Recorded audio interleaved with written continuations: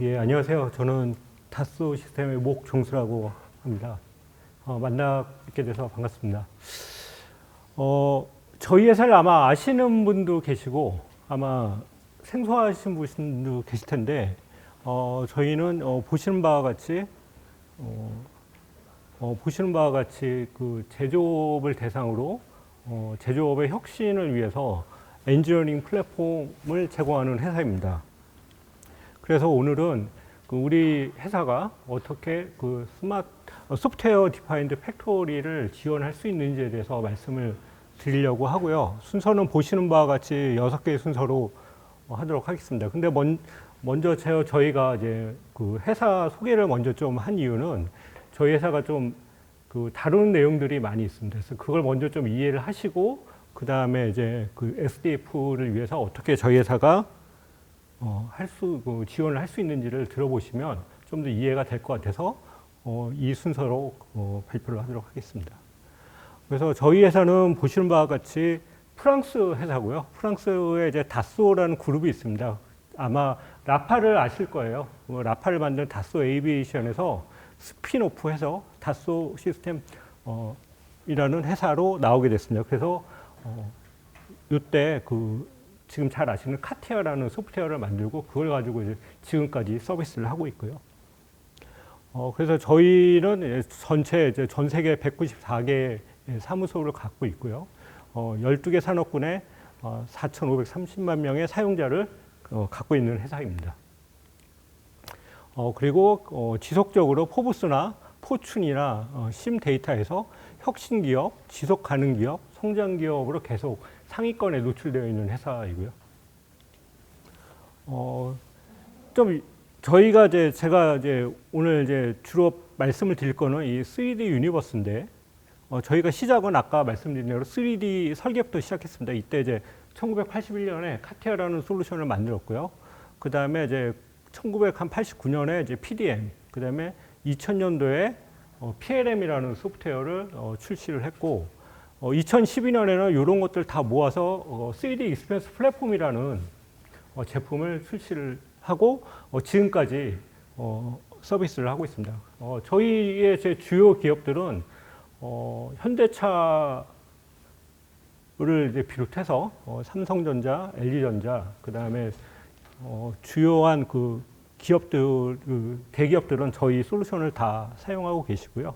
주로 이제 방위산업 쪽에서는 대부분의 회사들이 저희 회사 솔루션을 사용하고 있습니다. 그래서 저희가 그 개념을 이제 발전시켜서 지금은 이제 3D 유니버스라고 얘기를 하는 거고요.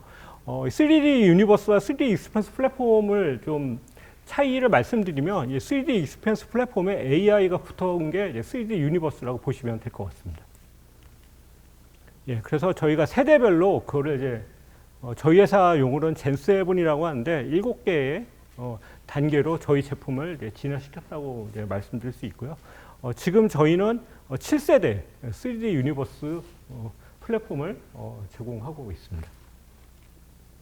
예, 그러면 3D 유니버스가 뭔지 좀 자세하게 좀 말씀드리겠습니다. 그 3D 유니버스라고 하면 아까 저희가 3D 익스피리언스 플랫폼에 AI를 추가한 거라고 말씀드렸는데, 저희 3D 익스피리언스 플랫폼은 크게 4개의 영역으로 되어 있습니다.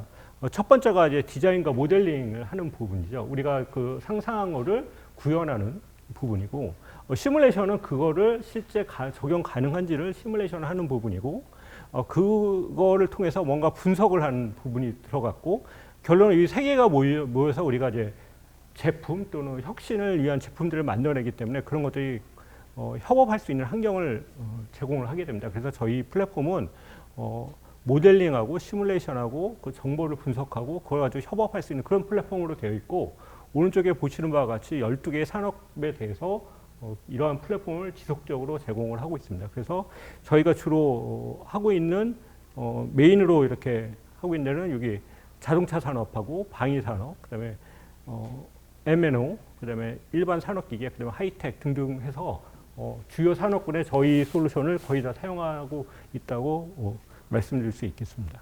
그 중에 지금 SDF 결론 자율제조인데, 자율제조를 하기 위해서 저희가 델미아라는 솔루션을 갖고 있습니다. 그래서 이 솔루션이 어떻게 SDF를 달성하는데 도움을 줄 수 있는지를 주로 설명을 드릴 거고요. 그래서 그 델미아를 좀 차근히 보면 이것도 한 4개의 영역으로 나눠집니다. 여기 시뮬레이션에서부터 어널리틱 인텔리전스까지가 있고요. 그래서 시뮬레이션을 쪽에서 보면 이제 델미아 매니팩처링이라고 하는데 실제 이 부분은 산업 현장의 공장에 대해서 로봇이나 공장의 레이아웃을 3D로 만들고 그걸 가지고 시뮬레이션을 하는 영역이고요. 그 다음에 계획 수립은 최적하고 스케줄링. 결론은 이제 우리가 공장이 돌아가려면 오더를 바탕으로 스케줄링을 해야 되고 그 일정에 맞춰서 작업을 해야 되기 때문에 그 스케줄링이 중요하고요. 이제 그게 이제 들어와 있고 그 다음에 그걸 통해서 결론은 우리가 다른 회사보다 또는 경쟁사보다 경쟁 우위를 가지려면 오퍼레이셔널 엑셀런스를 달성을 해야 되거든요. 그러기 위해서 저희가 이제 가상 실행하는 영역과 공정 실행 관리하는 MS 영역을 갖고 있습니다. 그러면서 동시에 이제 이런 것들을 전체적으로 분석해서 좀 더 나은 제조 환경을 만들 수 있게끔 하는 이제 지원하는 크게 이제 4가지 영역을 갖고 있다고 보시면 되고요. 저희 회사는 5년 전부터 버추얼 트윈이라는 얘기를 계속 하고 있습니다. 이 버추얼 트윈이 뭐냐면은 지금도 우리가 이제 다 아시죠? 디지털 트윈. 디지털 트윈은 가상과 현실을 연결시키는 부분이라고 얘기하는데 저희 회사는 그거를 이제 버추얼 트윈이라고 얘기합니다. 그 버추얼 트윈이 뭘 하는 거냐? 가상과 현실을 연결시키는데 그거를 현실만을 그대로 보여주는 게 아니라 과거에도 가서 과거를 시뮬레이션해서 고찰을 하고 미래에 대해서 시뮬레이션을 해서 우리가 보다 나은 의사결정을 할 수 있게끔 해주는 부분이 이제 버추얼 트윈이고 그런 것들이 실제 저희가 봤을 때 제품에 대한 버추얼 트윈, 그리고 생산 시스템에 대한 버추얼 트윈, 그 다음에 서플라이 체인에 대한 버추얼 트윈을 갖고 있는데 오늘은 주로 이제 프로덕션 시스템에 대한 버추얼 트윈에 대해서 말씀드리도록 하겠습니다. 그래서 그럼 버추얼 트윈이 뭘로 구성이 되어 있냐? 결론은 버추얼 영역하고 리얼이 있는데요. 버추얼 영역은 모델링하는 거하고 시뮬레이션하는 거 최적화하는 부분이 들어가 있고 리얼은 플랜과 실행, 오퍼레이션과 어널라이즈를 해야 되는데 그거를 연결시켜 주는 게 3D 익스피리언스 플랫폼이라고 말씀드릴 수 있겠습니다. 그래서 이걸 좀 더 그러면은 생산에 관련된 버추얼 트윈이 무엇인가? 결론은 우리가 시뮬레이션하고 옵티마이제이션하고 오퍼레이셔널 익셀런스하고 어널리틱 인텔리전스 하기 위해서는 결론은 실제 일하는 거는 이런 생산 라인 셋업하고 양산 착수부터 생산 계획 실행하고 이렇게 긴급 주문에 대한 대응을 해야 되는데 그걸 하기 위해서는 실제 가상적으로는 이제 우리가 하는 업무들이죠. 되게 이제 이 제조 제품과 설비 공정에 대한 모델링하고 조립 가공 시뮬레이션하고 생산성 시뮬레이션을 해보고 요 생산 라인 셋업을 할 수 있게끔 해주고요. 그 다음에 최적 생산 계획은 우리가 중장기 캐퍼나 그 가용자원 제약에 대한 을 바탕으로 시뮬레이션하는 부분이 필요합니다. 근데 그런 것들을 수행할 수 있게 해주고요. 그 다음에 실행은 실제 우리가 그 MS를 통해서 워크 오더가 나가고 그에 대한 작업 지시가 나가는데 그걸 하면서 그때 일어나는 생산 데이터, 그다음에 현황을 모니터링 할 수 있게끔 할 수가 있습니다. 그래서 이렇게 이제 요 4가지 영역으로 저희가 이제 버추얼 트윈 팩토리라고 해서 이렇게 지원을 하고 있습니다. 그래서 저희 플랫폼이 이렇게 지원을 하고 있고요. 그러면 여기서 이제 SDF를 위해서는 결론은 우리가 이제 크게 2가지를 봐야 되는데 하나는 가상의 영역과 하나는 실행의 영역이 있습니다. 그러면 가상의 영역에서 우리가 자율 제조를 하기 위해서는 그 중에 하나가 중요한 그 컴포넌트인 것이 로봇입니다. 그 로봇에 대해서 저희 솔루션이 어떻게 지원을 하는지 좀 말씀을 드리면 일단은 크게 이제 3가지 영역인데요. 이쪽 로봇 설계 쪽에서 보면 로봇 자체를 설계해서 설계해서 만드는 부분을 지원을 하고 있고요. 그러면서 동시에 그 로봇이 만들어진 거에 대해서 실제 생산 현장에서 어떻게 시뮬레이션을 할 수 있는지를 지원해 주는 부분이 있습니다. 그리고 동시에 요거는 로봇 하나하나죠. 예를 들면 그 물품을 이송하는 로봇이면 핸들링 시뮬레이션을 해야 되고요. 도장을 하는 로봇이라면 서피스에 대한 시뮬레이션을 해봐야 됩니다. 그다음에 용접을 한다면 아크, 스팟을 해야 되겠죠. 이런 거를 지원을 하고 있고요. 결론은 설계에서 시뮬레이션을 하고 이제 현장에 배포가 되면 현장은 생산 라인하고 물류 시뮬레이션을 다 해봐야 되거든요.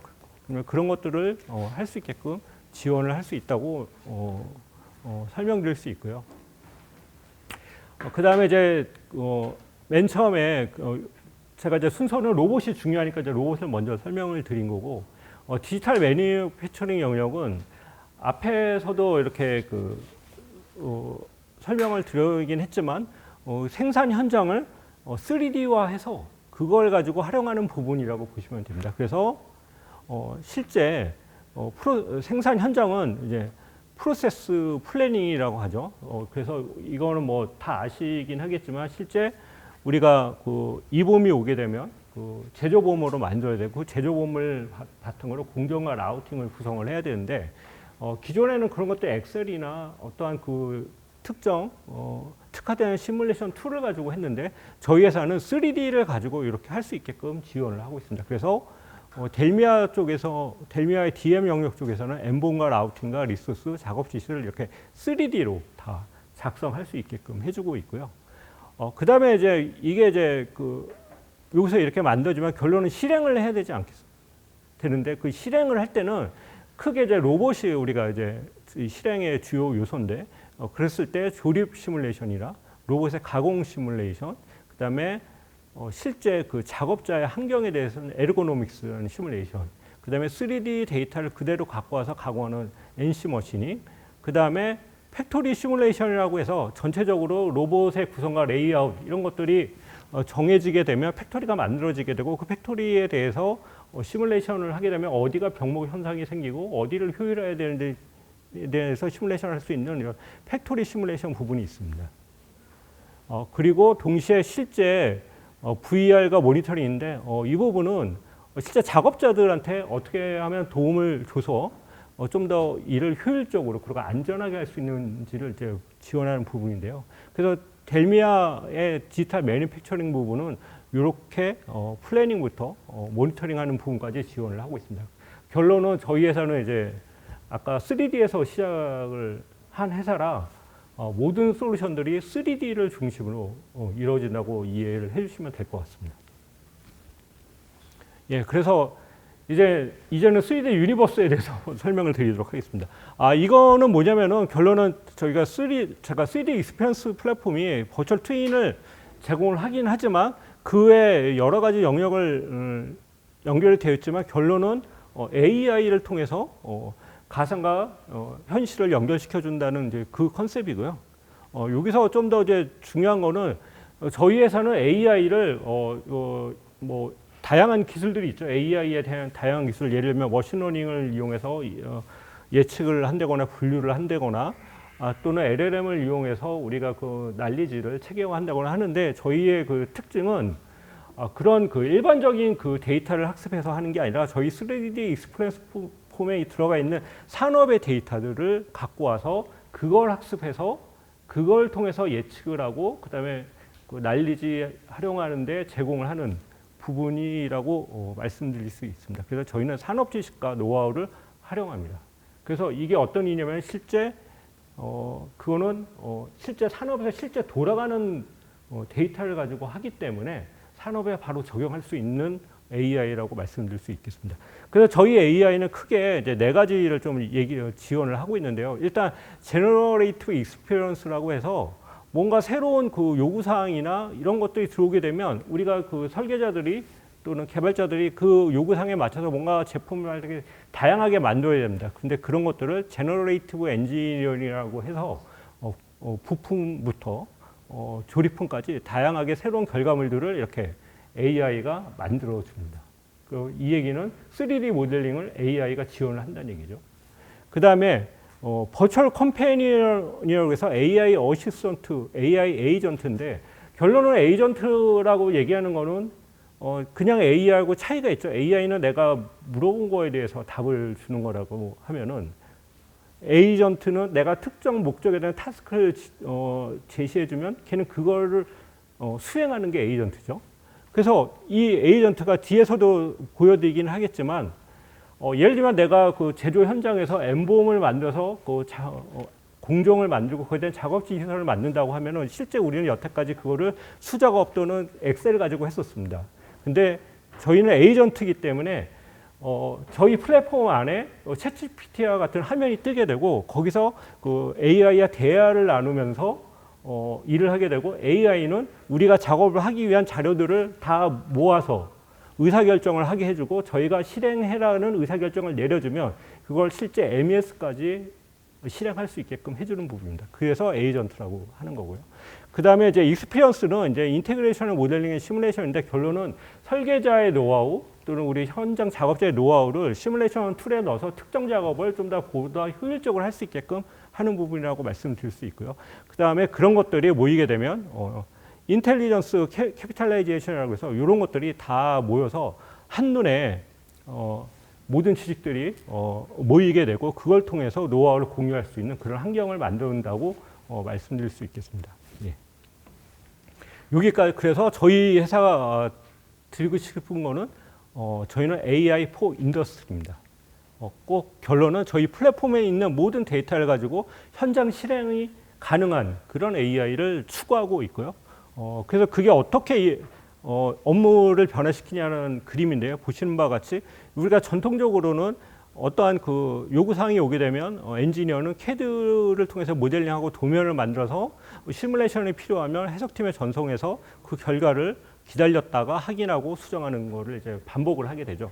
근데 그거를 저희는 엔지니어가 버추얼 컴패니언과 버추얼 트윈과 실시간으로 연계를 하면서 시뮬레이션을 해서 요 다수의 반복 작업을 최소화해서 신속하게 최적화하는 쪽으로 이제 방향을 잡고 계속 솔루션을 진화시켜 나가고 있습니다. 네, 여기까지가 저희 회사를 소개해 드렸는데 저희 회사의 그 내용을 좀 말씀을 드려야 그 SDF 관점에서 저희 회사가 어떻게 기여하는지를 이해하실 수 있을 것 같아서 이렇게 좀 앞이 좀 길었고요. 지금부터 이제 빨리 진행하도록 하겠습니다. 보시는 바와 같이 SDF가 왜 필요하냐? 아마 뭐 여기 계신 분들은 다 이쪽 업종에 계시기 때문에 다 이유를 아실 거예요. 하지만 제가 좀 더 이제 요거에 부연 설명을 드리면 이게 이 그래프가 여기 있는데 하나는 이제 그 제품의 볼륨하고 하나는 제품의 버라이어티입니다. 80년대부터 90년대까지는 수공업이었어요. 그러다가 1955년 이후로는 매스 프로덕션이 되고 그 다음부터는 매스 커스터마이제이션이 되고 2000년 이후는 지역화가 되면서 개인화된 제품을 필요하게 되었습니다. 그게 지금의 환경이죠. 그래서 지금은 이제 그래서 이걸 맞추기 위해서 제조 회사들이 많은 노력을 하고 있죠. 그러다 보니까 글로벌 차원에서 이제 공급망이 좀 불확실해지고 그 다음에 또 지금은 이제 제조업들이 고용이 양극화되고 있습니다. 지금도 뭐 AI 때문에 고용의 그 트렌드가 많이 바뀌고 있죠. 예. 좀 더 고급의 기술을 갖고 있는 사람들에 대한 수요는 많이 필요한데 약간은 그 주니어급에 대한 엔지니어 또 주니어급에 대한 그 개발자에 대한 그 수요는 그렇게 많이 필요하지 않은 상황으로 돼가고 있습니다. 그게 이제 제조업도 똑같고요.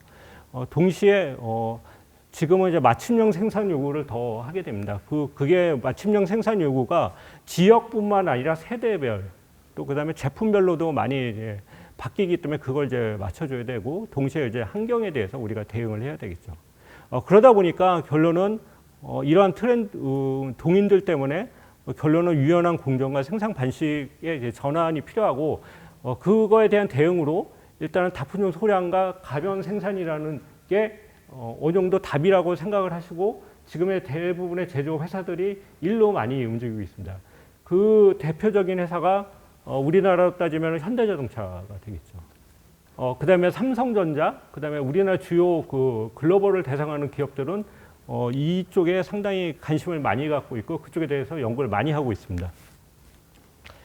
SDF에 대한 그 예를 들면 아마 개념을 다 아시겠지만 제가 그냥 한 번 더 부연 설명해드리면 결론은 소프트웨어 기반으로 유연한 그 생산 환경을 만들어서 자율 제조를 할 수 있게끔 하겠다. 그게 결론은 대량의 생산이 아니라 소량의 다품종 생산을 하면서 좀 더 경쟁사보다 보다 나은 고객이 원하는 제품을 더 빨리 만들어서 딜리버리 하겠다는 그 컨셉이고 그런 것들이 이렇게 되어 있죠. 실제 소프트웨어가 공장 전체를 움직이는 소프트웨어 이쪽에서 이제 핸들링을 하고 있고 그 요소를 소프트웨어를 주고 받으면서 그 유연한 그 환경이 변화하는 것에 대해서 유연하게 대응할 수 있게끔 하는 게 SDF라고 말씀드릴 수 있고요. 그래서 아까 이제 현대자동차 제가 말씀드렸는데 현대자동차가 그래도 SDF 관련해서는 제일 또 좀 연구를 제일 많이 하고 있고 또 실제 싱가포르나 미국 쪽에 플랜트에 적용을 많이 하고 있습니다. 그래서 이제 요 현대자동차 SDF 프레임워크를 딱 좀 갖고 왔는데요. 결론은 현대자동도 차세대 제조 환경에 대해서 보시는 바와 같이 이런 환경이 있습니다. 요 동인들은 앞에서 말씀드린 그 동인들하고 유사하다고 말씀을 드릴 수 있고, 그래서 이제 SDF를 하기 위해서 크게 이제 현대차는 4개의 레이어를 구성을 해서 SDF를 구성을 하고 있습니다. SDF는 아직은 이제 완성된 건 아니고 서로 이제 각각의 제조업 회사들이 만들어 나가는 과정이라고 보시고 그러한 개념이라고 이해를 해주시면 되고요. 현대차는 그거를 이렇게 크게 4가지 레이어로 만들고 오른쪽에 보시는 바와 같이 각각에 관련된 기술들을 이렇게 적용을 하고 있습니다. 그래서 일단은 레이어는 공장이 있고 제어, 데이터 플랫폼 어플리케이션 레이어가 있고 그것들이 다 연결이 되어야 한다는 부분이고요. 동시에 이것들이 연결이 되면서 보시는 바와 같이 이러한 기술들이 더 필요하다고 현대자동차 얘기를 하고 있습니다. 그래서 버추얼 엔지니어링 영역, 디지털 트윈 영역, 그다음에 팩토리 BI, 그다음에 AI, 그다음에 PHM 부분이 있는 거고요.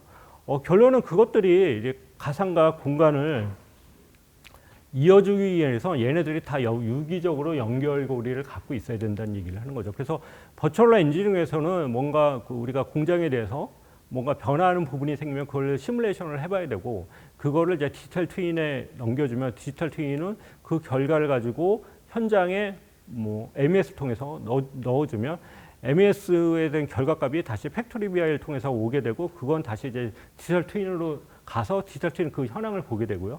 동시에 여기서 쌓인 데이터는 다시 AI가 학습을 해서 뭔가 새로운 환경이 왔을 때 보다 좋은 의사결정을 할 수 있게끔 데이터를 다시 주게 됩니다. 그럼 그걸 가지고 계속 시뮬레이션을 해보는 거죠. 그래서 이렇게 페루프를 돌 수 있게끔 하는 게 이제 현대자동차의 컨셉이고 저희 회사도 이거 이제 비슷한 컨셉을 갖고 있다고 말씀드릴 수 있겠습니다.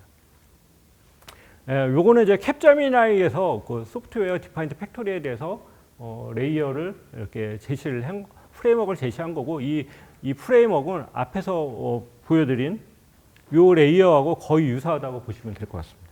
예. 그래서 제가 왜 캡제미나이를 보여드리냐면 이게 우리나라뿐만 아니고 해외 글로벌 회사들도 이러한 프레임워크를 가지고 SDF를 만들어 나가고 있기 때문에 이렇게 보여드리는 거고요. 그러면 SDF를 위해서 그 결론은 SDF라는 컨셉을 달성하기 위해서는 테크놀로지들이 그걸 뒷받침을 해줘야 되는데, 요 보시는 요 아래 그 논문에서는 크게 이제 7개, 하나, 둘, 셋, 넷, 7개의 테크놀로지가 SDF를 지원한다고 얘기를 하고 있습니다. 그러니까 그동안의 연구 결과를 보니까요. 그래서 일단 그게 디지털 트윈 영역, 그다음에 디지털 매니팩처링 영역, 로보틱스, 그다음에 AI, 그다음에 무선 네트워크와 데이터 프로토콜, 그다음에 하이브리드 클라우드, 그다음에 데이터 보안이 되어 있고요. 이쪽은 어떻게 보면 인프라입니다. 그 SDF를 위해서 인프라가 이렇게 갖춰져야 되고 어떻게 보면 이게 어떻게 보면은 그 인프라를 바탕으로 이러한 그 기술들을 활용해서 SDF를 해야 되는 거죠. 그래서 디지털 트윈은 여기서는 이제 실시간 물리 공간과 가상 공간을 실시간을 동기해서 페루프를 운영하는 이제 코어가 돼야 되는 거고, 디지털 매니팩처링 영역은 설계와 제조 실행을 디지털로 연결해서 대량 맞춤 또는 온 디맨드 생산을 가능케 하는 체계라고 보고 있고요. 그다음에 로보틱스는 로봇과 그 AMR, 뭐 코봇 이런 것들을 포함해서 이제 유연하게 우리가 셀 기반으로 생산을 할 수 있게끔 하는 그 핵심 기술이라고 보고 있고, 그런 것들이 모이게 되면 AI로 예측, 최적화, 자율, 의사결정을 할 수 있게끔 지원을 하는 부분이라고 말씀드릴 수 있습니다. 근데 이게 되게 중요하다는 거고요. 제가 노란색으로 이렇게 해놓은 거는 저희 회사가 7개의 기술 중에 요 4개를 지원하기 때문에 이렇게 노란색으로 표시를 한 겁니다. 결론은 다시 이제 SDF를 다시 좀 더 우리가 들여다보면 결론은 이제 소프트웨어를 재구성해서 유연한 공룡의 생산 방식을 통해서 자율 제조를 달성하기 위한 거고요. 그거는 보시는 바와 같이 앞서 말씀드린 이런 것들을 하기 위해서입니다. 그걸 하기 위해서 결론은 SDF 잘 제조를 하기 위해서는 공장 레이아웃 상황에 맞게 변화시켜야 되고 스케줄과 자원은 그거에 맞게 대응을 하게끔 해줘야 되고 그다음 그거를 이제 소프트웨어로 조정할 수 있게끔 해줘야 됩니다. 그러려면 앞서 말씀드린 그런 기술들이 따라 붙어서 같이 움직여야 되는 거고요. 그랬을 때 저희 회사가 어떻게 저희 3D 유니버스가 SDF를 달성할 수 있게끔 해드리냐 이제 그 부분인데요. 보시는 바와 같이 우리가 제조의 유형은 1번부터 5번까지 다양합니다. 이 다양한 부분들을 SDF로 만들기 위해서는 결론은 공통적으로 제가 말씀드린 그 7가지 기술이 필요하다고 말씀드렸고요. 제가 하나 더 넣은 거는 여기에 보면은 컨티뉴티 부분이 좀 빠져 있어요. 결론은 뭔가 그 상황이 바뀌게 되면 그 상황에 대해서 빠르게 대응하려면 서로 연결이 되어 있어요. 디지털하게. 근데 그 부분이 좀 빠져 있어서 제가 이렇게 하나를 더 추가를 했습니다. 그래서 저희는 크게 저희 회사는 크게 1번, 2번, 3번, 4번, 5번을 통해서 SDF를 달성할 수 있다고 말씀드리고 있습니다. 그래서 그걸 하나씩 좀 뜯어보면 디지털 트윈 영역입니다. 디지털 트윈은 우리가 디지털 트윈을 달성하는 방법은 여러 가지가 있습니다. 어떤 현장은 실제 그 현장의 데이터를 모델링을 해서 그걸 가지고 대시보드화해서 디지털 트윈을 할 수 있는가 하면 아니면 현장의 그 상황을 1D 레이아웃으로 만들어 놓고 그걸 가지고 디지털 트윈을 할 수도 있고요. 근데 저희 회사는 아까도 서두에도 말씀드렸지만 3D의 진심인 회사라 저희는 그걸 3D로 바라보고 있습니다. 그래서 저희는 디지털 트윈을 3D로 하는 걸 지원을 하고 있고요. 그래서 어떻게 하면 디지털 트윈 현실의 공장을 어떻게 디지털 트윈으로 빠르게 할 수 있는가 이제 그거에 대한 고민을 많이 하고 있고 그래서 예를 들면 뒤에도 보여드리긴 하겠지만 실제 현장을 사진과 3D 모델을 합성시켜 가지고 가상의 공장을 빠르게 만들 수 있도록 하는 부분을 지원을 해주고 있고요.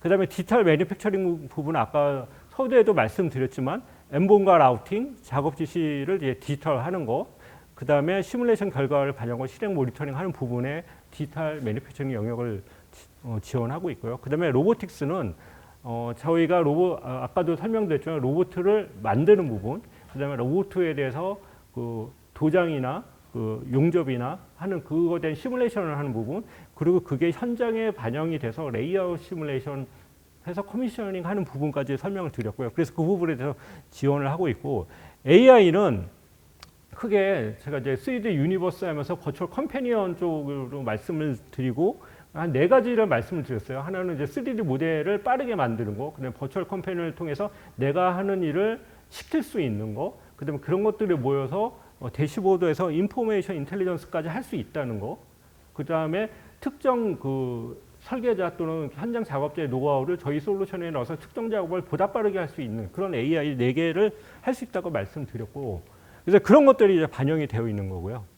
그래서 결론은 SDF를 위해서 그러면은 현장 작업자들한테 AI가 어떻게 도와줄 수 있냐, 버추얼 컴패니언으로. 그래서 예를 들면 이따가 뒤에 제가 예시로 보여줄 때 엠본과 그다음에 엠본을 만들고 공정을 만들고 그걸 통해서 작업 지시서를 만드는 순서를 저희 버추얼 컴패니언으로 하는 걸 이제 좀 보여드리려고 하고요.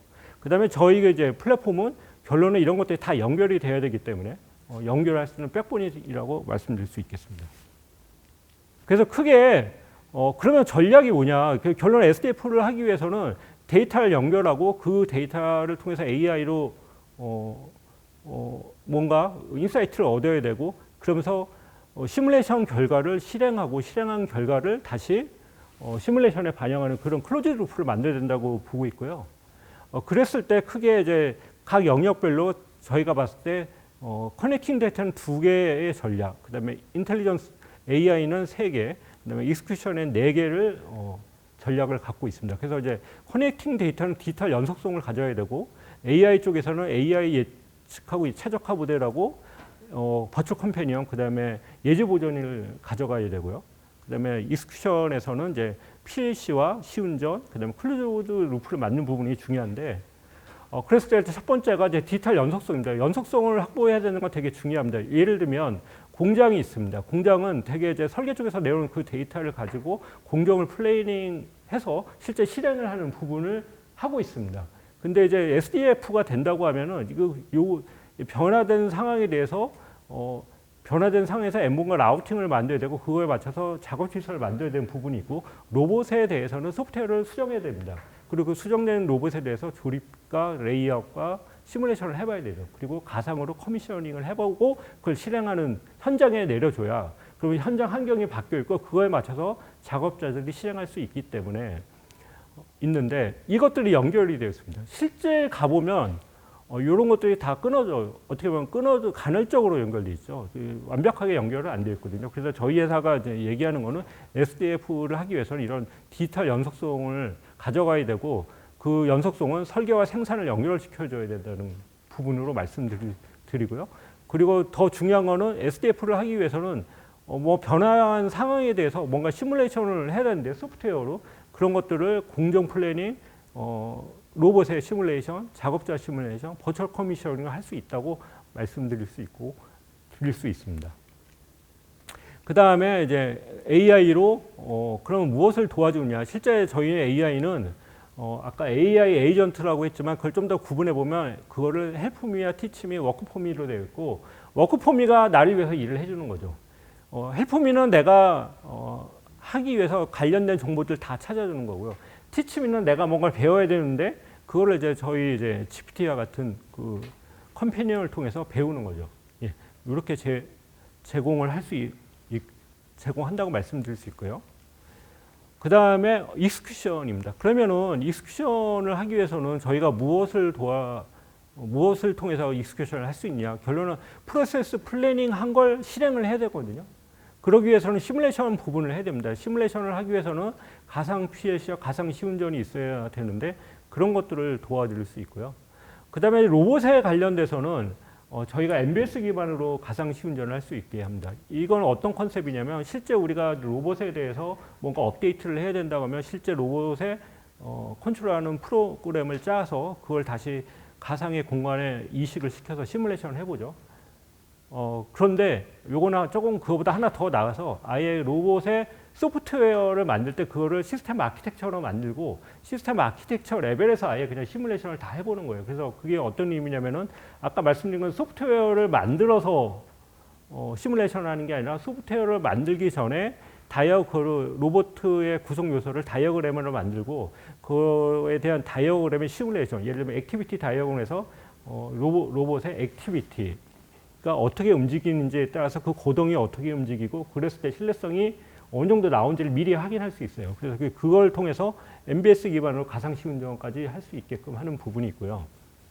그 다음에 그런 것들을 이 가상으로 한 걸 이제 실행을 시켜서 연결시켜주는 MES 부분이 있습니다. 이 세 개가 연결이 되면 익스큐션을 좀 더 우리가 더 잘할 수 있다고 말씀드릴 수 있겠습니다.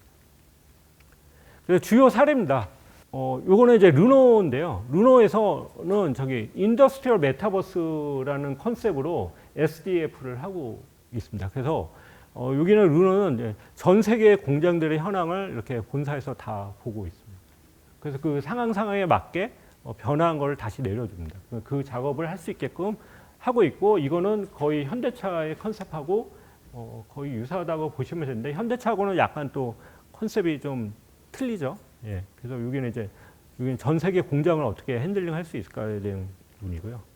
그 다음에 이 부분은 버추얼 커미셔닝인데 일본의 유타카라는 회사가 여기는 결론은 로봇을 만들어서 자기네가 옛날에는 로봇 모델링을 하고 그걸 통해서 시뮬레이션을 하면 여러 가지의 솔루션의 조합으로 하다 보니까 실제 만들고 또 현장에 가보니까 맞추는 게 너무 어려웠는데 그게 저희 델미아의 그 로봇 시뮬레이션 툴을 활용해서 그걸 한 환경에서 다 하다 보니까 현장에 가서 맞추는 그 시간을 대폭적으로 줄였다는 이제 사례입니다. 예, 그래서 이게 이제 그 그림을 얘기를 해주는 거고요.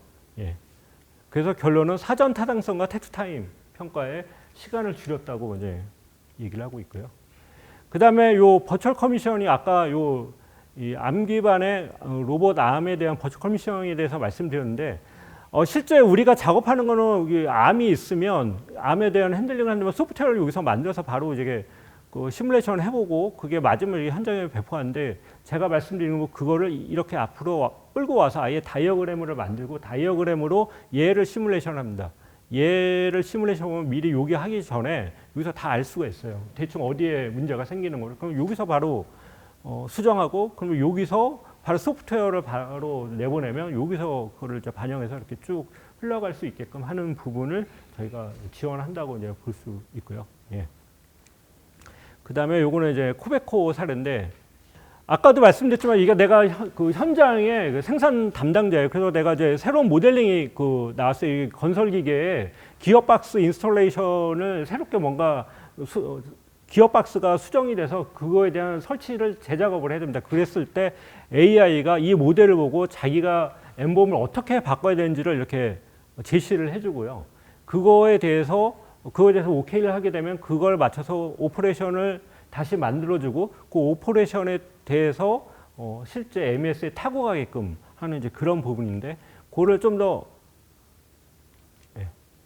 보면 이렇게 여기서 이렇게 대화형으로 하는 겁니다. 내가 이제 새로운 변경안을 만들었어. 그러니까 엠범을 만들어줄 수 있어. 그러면 얘가 이렇게 1번과 2번을 만들어줘요. 그럼 요거 보고 그러면 이렇게 변경하는 게 어떻겠냐? 그러면은 이거를 승인하겠냐? 그러면 당연히 오케이를 하겠죠. 그러면 요 엠범이 바뀌면서 그거에 맞춰서 공정을 이렇게 다시 제시해 줍니다. 그럼 요거에 대해서 내가 공정을 결정해 주면 그거에 대해서 체인지 액션, 즉 실행할 수 있게끔 해 줍니다. 그럼 이게 MES로 나가거든요. 여기서의 그 중요한 포인트는 일단 저 데이터들이 그냥 제시해 주는 게 아니라 저희 3D 익스피리언스 플랫폼에서 학습한 내용을 바탕으로 AI로 학습한 내용을 바탕으로 제시를 해주는 거라서 신뢰성이 상당히 높습니다. 그걸 가지고 판단할 수 있고요.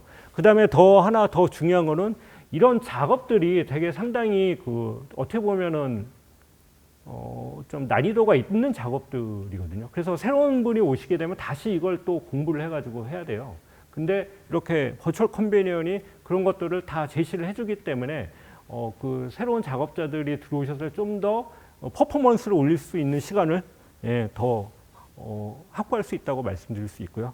그런 것들이 모여서 다시 작업 지시서를 똑같이 실행할 수 있게끔 하게 됩니다. 요거는 이제 3D 그 버추얼 트윈을 좀 더 쉽게 하는 부분입니다. 그래서 사진 촬영한 거하고 3D 모델을 합성해가지고 공장을 새롭게 만들어줘요.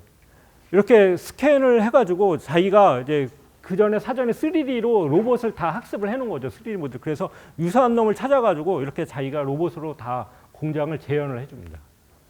예, 그래서 그게 된다는 거를 말씀드린 거고요. 예. 그래서 여기는 이제 그런 로봇의 학습한 모델을 이렇게 유사한 걸 찾아서 이렇게 정해주면 얘가 이제 그거에 맞춰서 이렇게 지금 만들어 가고 있는 과정입니다. 넘어가도록 하겠습니다. 그리고 이제 요건 이제 MES의 스케줄링 관련된 건데요. 이거 뭐 다음에 또 말씀드리겠습니다. 그리고 AR, VR 그래서 결론은 이제 학습을 해서 그 실제 현장 작업자들이 설치하는 거를 좀 더 도와줄 수 있는 부분이고 그 다음에 그런 걸 설치한 또 내가 작업한 내용을 AI를 통해서 이제 품질을 제대로 예를 들면 요 구멍에 볼트를 넣었는지 안 넣었는지 다 확인해 줘서 실제 이 작업을 제대로 했는지를 다 확인해 주는 부분이라고 말씀드릴 수 있겠습니다. 예, 그래서 제가 좀 얘기하다 좀 길어졌는데 결론은 저희 회사는 자율 제조를 하기 위해서는 결론은 자율 제조를 하게 되는데 결론은 우리 제조업은 이 자율 제조를 더 효율적으로 달성을 해야 되겠죠. 그러려면 결론은 저희가 보기에는 소프트웨어를 연계를 잘하고 그 유연성을 올려줘야 되고 그걸 하기 위한 데이터가 확보가 돼야 된다고 말씀드리고요. 그 다음에 물리적으로 하드웨어 제약은 좀 최대한 낮춰야 된다. 그러려면 SDF가 효율이 올라가는데 그러기 위해서는 실제 데이터를 연결하고 그 다음에 AI를 활용하고 실제 가상과 현실을 연결시켜주는 부분이 중요하다고 말씀드릴 수 있고 저희 회사는 이제 그런 거를 그런 서비스와 제품을 제공하는 회사라고 말씀드릴 수 있겠습니다. 예, 제 발표는 여기까지고요. 혹시 뭐 질문 있으시면 없는 걸로 보고요. 발표는 여기까지 하도록 하겠습니다. 고맙습니다.